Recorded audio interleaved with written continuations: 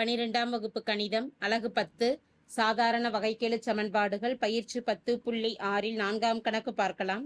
2xy(dx + x² + 2y² dy = 0 என்ற வகைக்கெழு சமன்பாட்டின் தீர்வு காண்க என கேட்கப்பட்டுள்ளது.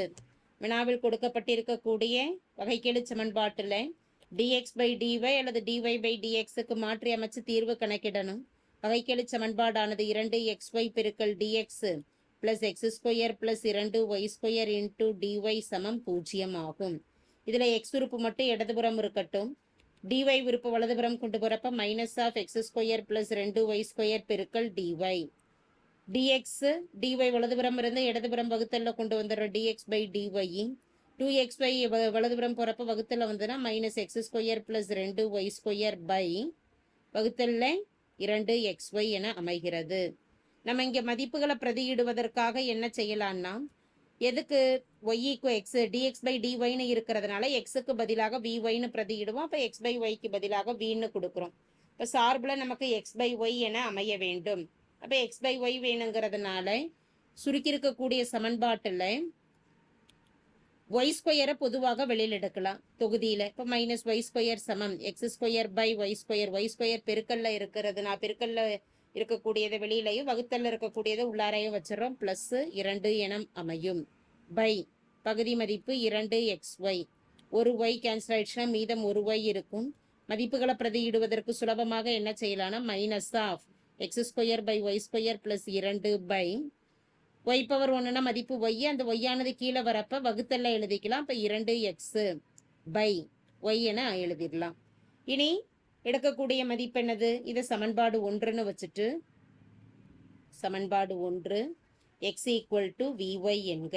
எக்ஸுக்கு பதிலாக vyன்னு பிரதியிடலாம். x = vy என்பதை y பொறுத்து வகைப்படுத்தும் பொழுது dx/dy y பொறுத்து வகைப்படுத்தும் பொழுது 1, y அப்படியே வச்சுட்டு v வகைப்படுத்திட்டோம்னா dv/dyன்னு எழுதிடலாம். இதில் dx/dy சமம் 1 பெருக்கல் v + y dv/dy என அமைகிறது. சமன்பாடு 1ல் dx/dyக்கு பதிலாக மதிப்புகளை பிரதியிடுவோம். v + y dv/dy சமம் வலதுபுற மதிப்பில் -(x²/y²க்கு பதிலாக v² என பிரதியிடலாம். பை +2 வகுத்தல்ல 2 பெருக்கல் x/yக்கு பதிலாக vன்னு கொடுத்துடலாம். இதன் சுருக்கம், இதனுடைய சுருக்கமானது தொகுதியில் இருக்கக்கூடிய 2 உறுப்புகளுக்கும் பகுதியில் இருக்கக்கூடிய 2v பொதுவாக வெளியில் எடுத்துட்டோம்னா v + y dv/dy சமம் -(v²/2v) - + -2/2v 2 கேன்சல் ஆகிடுது. ஒரு v கேன்சல் ஆக போக v + y dv/dy மைனஸ் மதிப்பானது -v/2. அடுத்த மதிப்பில் 2 கேன்சல் ஆக போக -1/v என அமைகிறது. -1/v என அமைகிறது. இடதுபுறம் இருக்கக்கூடிய v-ஐயும் வலதுபுறம் வைக்கும் பொழுது dv/dy -v/2 -1/v + v வலதுபுறம் வரப்ப -v. இதனுடைய சுருக்கம் பொதுவான பகுதி மதிப்பாக நமக்கு அமையக்கூடியது என்ன அமையும்னா 2v மட்டும்தான் அமையும். /2v. இடது வலதுபுறம் இருக்கக்கூடிய உறுப்புல 2 இருக்கு. 2ஓட நம்ம என்ன பெருக்கணும்னா v-யை பெருக்கணும். அப்போ முதல் உறுப்பு தொகுதியில் v-யை பெருக்கும் பொழுது -v², அடுத்து 2ஐ பெருக்கும் பொழுது -2. அடுத்த உறுப்புல பகுதி 1ன்னு இருக்கிறதுனால 2v-ஆலேயே பெருக்கிக்கலாம். -2v² என அமையும். எனவே y dv/dy சமம் dv/dy -v² -2v² எனும் பொழுது -3v² -2/2v. 2 உறுப்புகள்லையும் மைனஸை பொதுவாக வெளியில் எடுக்கும் பொழுது தொகுதி உறுப்பு y dv/dy சமம் -3v² +2 பகுதி மதிப்பானது 2v ஆகும்.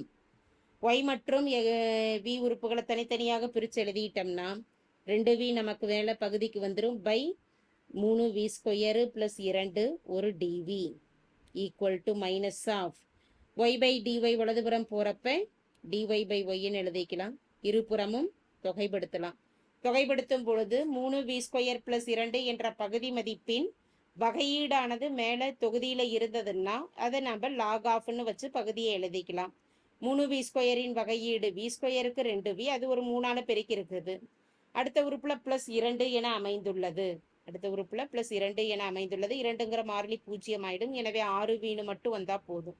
2v இருக்கு.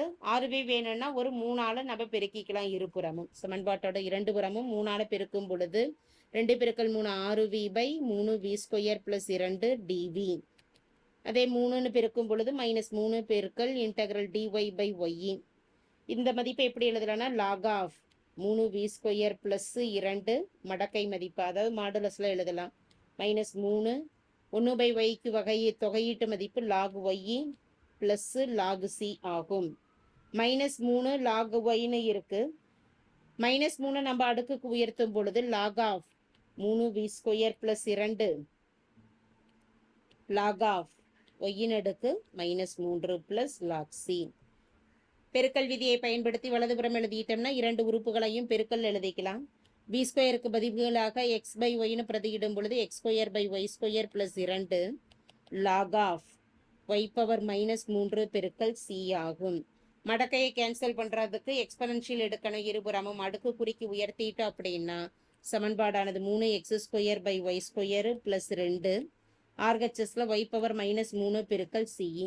இதில் நம்ம எதை கேன்சல் பண்ணி இதை கொஞ்சம் சுருக்கி அமைச்சிட்டோம்னா 3x², அடுத்து y²ஆல் கிராஸ் மல்டிபிள் பண்ணும் பொழுது 2y² எந்த மதிப்பு பொதுவாயிடும்னா பகுதி y² அப்படியே பொதுவாக எழுதிடலாம்.